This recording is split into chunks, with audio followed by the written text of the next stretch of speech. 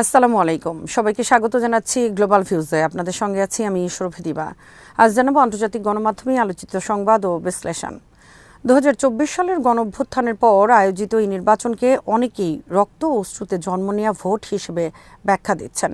আজ সকাল থেকেই ঢাকাসহ সারা দেশে ভোটারদের ব্যাপক উপস্থিতি লক্ষ্য করা গেছে। রাজধানীর বিভিন্ন কেন্দ্রে ভোট শুরু হওয়ার আগেই দীর্ঘ লাইনে দাঁড়িয়ে থাকতে দেখা যায় মানুষদের। গত কয়েকদিনে ঢাকার চিত্র ছিল ভিন্ন। অনেকেই ট্রেন, বাস ও নৌপথে নিজ নিজ এলাকায় ফিরে গেছেন ভোট দেওয়ার জন্য। ফলে রাজধানী কিছুটা ফাঁকা হয়ে পড়েছে। গত 3টি জাতীয় নির্বাচনে ভোটার উপস্থিতি ছিল অত্যন্ত কম এবং সেগুলোকে অবাধ ও সুষ্ঠু বলে স্বীকৃতি দেওয়া হয়নি। তবে এবারের ভোটে দৃশ্যপট বদলাতে পারে বলে পর্যবেক্ষকরা মনে করছেন। নিষিদ্ধ ঘোষিত আওয়ামী লীগের শক্ত ঘাঁটিগুলোতে তুলনামূলকভাবে কিছু কেন্দ্র শান্ত দেখা গেছে, কারণ ক্ষমতাচ্যুত শেখ হাসিনা সরকারের নেতারা ভোট বর্জনের আহ্বান জানিয়েছেন। তবু নির্বাচন কর্মকর্তারা বলছেন এতে সার্বিক ভোটার উপস্থিতিতে বড় ধরনের প্রভাব পড়বে না। বিভিন্ন রাজনৈতিক দল ইতোমধ্যে বিচ্ছিন্ন কিছু অনিয়মের অভিযোগ তুলেছে। ফলে পুরো নির্বাচন প্রক্রিয়া দেশ বিদেশের পর্যবেক্ষকদের নিবিড় নজরে রয়েছে। এবারে নির্বাচনের একটি বিশেষ দিক হল জাতীয় নির্বাচনের পাশাপাশি সংবিধান সংস্কার নিয়ে গণভোট আয়োজন। 2024 সালের আন্দোলনের পর প্রণীত জুলাই চার্টার 2025 বাস্তবায়নের লক্ষ্যে এই গণভোট অনুষ্ঠিত হচ্ছে। চার্টারটি 24টি রাজনৈতিক দল সমর্থন করেছে। এর লক্ষ্য হল সাংবিধানিক, নির্বাচনী ও প্রাতিষ্ঠানিক সংস্কারের মাধ্যমে সুশাসন প্রতিষ্ঠা এবং ভবিষ্যতে কর্তৃত্ববাদী শাসনের পুনরাবৃত্তি ঠেকানো। অন্তর্বর্তী সরকার চার্টার বাস্তবায়নে নীতিগত অনুমোদন দিলেও গুরুত্বপূর্ণ পরিবর্তনের ক্ষেত্রে জনগণের সরাসরি মতামত চেয়েছে। গণভোটে ভোটাররা 4টি মূল বিষয়ে হ্যাঁ বা না ভোট দিচ্ছেন। প্রথমত, তত্ত্বাবধায়ক সরকার ব্যবস্থা ও নির্বাচন কমিশন সহ সাংবিধানিক প্রতিষ্ঠানগুলোর পুনর্গঠন। দ্বিতীয়ত, বিদ্যমান এক কক্ষ বিশিষ্ট সংসদের পাশাপাশি আনুপাতিক প্রতিনিধিত্বের ভিত্তিতে 100 সদস্যের একটি উচ্চকক্ষ বা সিনেট গঠন করে দ্বিকক্ষ বিশিষ্ট সংসদ প্রবর্তন। তৃতীয়ত, পরবর্তী নির্বাচিত সরকারকে 30টি সংস্কার বাস্তবায়নে বাধ্য করা, যার মধ্যে প্রধানমন্ত্রীর মেয়াদ সীমা নির্ধারণ, রাষ্ট্রপতির ক্ষমতা বৃদ্ধি এবং নারীদের প্রতিনিধিত্ব বাড়ানোর বিষয় অন্তর্ভুক্ত। চতুর্থত, অতিরিক্ত সংস্কার প্রক্রিয়া অব্যাহত রাখা। গণভোটে সাধারণ সংখ্যাগরিষ্ঠতা অর্থাৎ 50% বেশি বৈধ ভোট পেলেই প্রস্তাব পাশ হবে। অনুমোদিত হলে 2026 সালে নির্বাচনে বিজয়ী দল ও পরবর্তী সংসদের জন্য এটি বাধ্যতামূলক হবে এবং 270 দিনের মধ্যে সংস্কার কার্যকর করতে হবে। রাজনৈতিক নেতারাও এই দিনটিকে ঐতিহাসিক হিসেবে বর্ণনা করেছেন।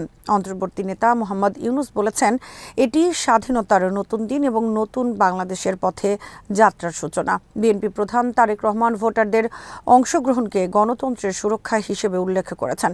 জামাত ইসলামীর নেতা শফিকুর রহমান একে পরিবর্তনের মোড় ঘোরানোর মুহূর্ত বলেছেন। নিরাপত্তা ব্যবস্থাও নজিরবিহীন। সেনা, নৌ ও বিমান বাহিনীর 1 লাখের বেশি সদস্য এবং প্রায় 2 লাখ পুলিশ সদস্য মোতায়েন রয়েছে। প্রায় 43,000 কেন্দ্রের মধ্যে 24,000কে উচ্চ বা মাঝারি ঝুঁকিপূর্ণ হিসেবে চিহ্নিত করা হয়েছে। প্রায় 90% কেন্দ্রে সিসিটিভি নজরদারি এবং বিমান বাহিনীর ড্রোন তদারকি চলছে। সব মিলিয়ে এই নির্বাচন বাংলাদেশের রাজনৈতিক ইতিহাসে এক গুরুত্বপূর্ণ সন্ধিক্ষণ হিসেবে বিবেচিত হচ্ছে।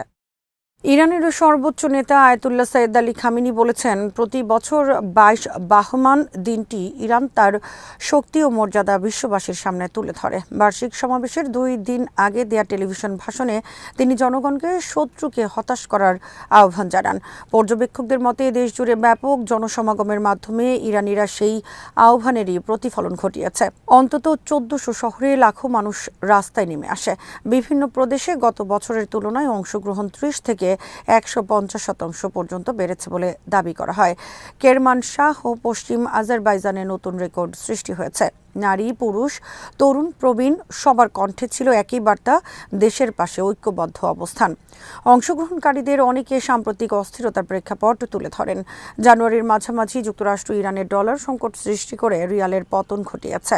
এমন অভিযোগ তোলা হয় যার জেরে মূল্যস্ফীতি ও ব্যবসায়ীদের বিক্ষোভ দেখা দেয়। পরে সহিংসতা ছড়িয়ে পড়ে এবং পরিস্থিতি নিয়ন্ত্রণে আসে বলে কর্তৃপক্ষ জানায়। একই সময়ে যুক্তরাষ্ট্রের সঙ্গে উত্তেজনা ও হামলার হুমকির প্রসঙ্গও সামনে আসে। কিছু তরুণ অংশগ্রহণকারী যুক্তরাষ্ট্রের প্রেসিডেন্ট ডোনাল্ড ট্রাম্পের বক্তব্যের জবাবে কড়া প্রতিক্রিয়া ব্যক্ত করে এবং ইরানের সামরিক সক্ষমতার প্রতি আস্থা প্রকাশ করে। সরকারি কর্মকর্তারা দাবি করেন, সাম্প্রতিক সংঘাতে ইরানের ক্ষেপণাস্ত্র ও ড্রোন হামলায় ইসরায়েল ও অঞ্চলে অবস্থিত মার্কিন ঘাঁটিতে ক্ষয়ক্ষতি হয়েছে এবং ভবিষ্যৎ যে কোনো আগ্রাসনের জবাব দিতে দেশ প্রস্তুত। তবে কূটনীতিকরা বলেন, সংঘাত এড়াতে কূটনৈতিক পথই সর্বোত্তম সমাধান। বিশ্লেষকদের মতে এবারের সমাবেশ শুধু বার্ষিক আনুষ্ঠানিকতা নয়, বরং অভ্যন্তরীণ চাপ ও বহিরাগত হুমকির প্রেক্ষাপটে ক্ষমতাসীন নেতৃত্বের প্রতি সমর্থন ও রাষ্ট্রীয় ঐক্যের প্রদর্শন হিসেবেই এটি গুরুত্বপূর্ণ বার্তা বহন করছে। ইরানের সর্বোচ্চ জাতীয় নিরাপত্তা পরিষদের সচিব আলী লারিজানি যুক্তরাষ্ট্রের সঙ্গে চলমান পরোক্ষ আলোচনার প্রেক্ষাপটে আঞ্চলিক তৎপরতা জোরদারের অংশ হিসেবে বুধবার দোহায় উচ্চ পর্যায়ের বৈঠক করেছেন। আমিরি দিওয়ানে তিনি কাতারের আমির ও প্রধানমন্ত্রী এবং পররাষ্ট্রমন্ত্রী শেখ মোহাম্মদ বিন আব্দুর রহমান আল থানির সঙ্গে সাক্ষাৎ করেন। বৈঠকে দ্বিপাক্ষিক অর্থনৈতিক সহযোগিতা সম্প্রসারণ, আঞ্চলিক পরিস্থিতিতে সমন্বয় বজায় রাখা এবং চলমান পারমাণবিক আলোচনা ও নিষেধাজ্ঞা প্রত্যাহার ইস্যু নিয়ে মতবিনিময় হয়। ইরানি সূত্র জানায়, আনুষ্ঠানিক বৈঠকের পর দোহায় পারমাণবিক ফাইল ঘিরে সাম্প্রতিক কূটনৈতিক তৎপরতা নিয়ে একটি পৃথক ও গুরুত্বপূর্ণ আলোচনা শুরু হয়। কাতার সফরে লারিজানি হামাস নেতাদের সঙ্গেও বৈঠক করেন। দোহায় যাওয়ার আগে তিনি ওমানে স্বল্প সময় অবস্থান করেন, যেখানে এক দশকেরও বেশি সময় ধরে ইরান যুক্তরাষ্ট্র আলোচনায় মধ্যস্থতাকারীর ভূমিকা পালন করে আসছে দেশটি। মাস্কাটে পৌঁছে তিনি রয়্যাল অফিস বিষয়ক মন্ত্রী জেনারেল সুলতান বিন মোহাম্মদ আল নোমানির অভ্যর্থনা গ্রহণ করেন এবং সুলতান হাইথাম বিন তারিকের সঙ্গে 3 ঘণ্টাব্যাপী বৈঠক করেন, যা ইরানি প্রতিনিধি দল ইতিবাচক ও ফলপ্রসূ বলে বর্ণনা করেছে। ওমানের পররাষ্ট্রমন্ত্রী বদর বিন হামাদ আল বুসাইদির সঙ্গেও তিনি আঞ্চলিক ও আন্তর্জাতিক পরিস্থিতি এবং তেহরান ওয়াশিংটন আলোচনার সর্বশেষ ধাপ নিয়ে আলোচনা করেন। 6 ফেব্রুয়ারি মাস্কাটে অনুষ্ঠিত নতুন দফার আলোচনাকে উভয় পক্ষই ভালো সূচনা বলে উল্লেখ করেছে। তবে ইরানের পররাষ্ট্রমন্ত্রী আব্বাস আরাকচি সতর্ক করে বলেছেন, যুক্তরাষ্ট্রের অতীত আচরণের কারণে তেহরান সতর্ক রয়েছে। এদিকে যুক্তরাষ্ট্রের সামরিক উপস্থিতি বৃদ্ধি ও প্রেসিডেন্ট ডোনাল্ড ট্রাম্পের হুমকির প্রেক্ষাপটে লারিজানি সতর্ক বার্তা দিয়ে বলেছেন, পারমাণবিক আলোচনার কাঠামো নির্ধারণে অন্য কারও প্রভাব মেনে নেওয়া হবে না। ইরান পুনরায় জোর দিয়েছে, হুমকির মধ্যে কূটনীতি এগোতে পারে না, তবে জাতীয় নিরাপত্তা ও স্বার্থ সম্মানিত হলে আলোচনা সম্ভব। ইয়েমেনের আনসারুল্লাহ আন্দোলনের রাজনৈতিক ব্যুরোর এক সদস্য যুক্তরাষ্ট্রকে ইরানের বিরুদ্ধে যে কোনো সামরিক আগ্রাসন থেকে বিরত থাকার কঠোর হুঁশিয়ারি দিয়েছেন।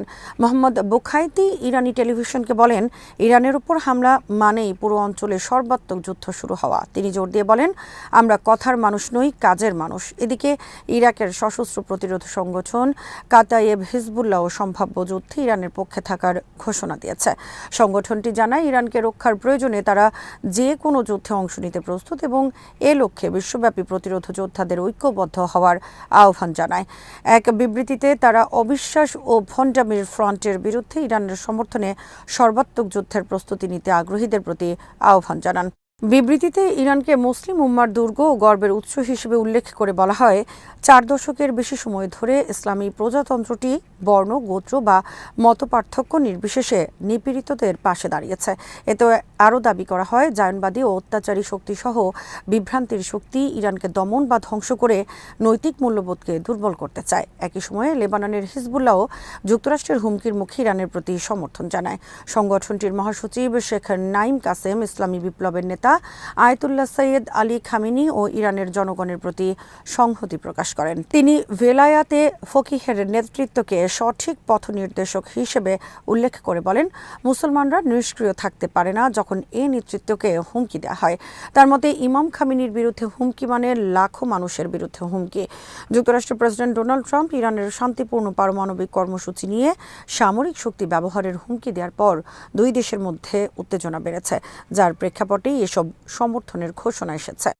আজ এখানেই শেষ করছি। সবাই ভালো থাকুন, সুস্থ থাকুন আর দেখতে থাকুন বিডি ভিউজ। চ্যানেলটি ভালো লাগলে সাবস্ক্রাইব করুন, সংযুক্ত থাকুন আমাদের ফেসবুক পেজে। আল্লাহ হাফেজ।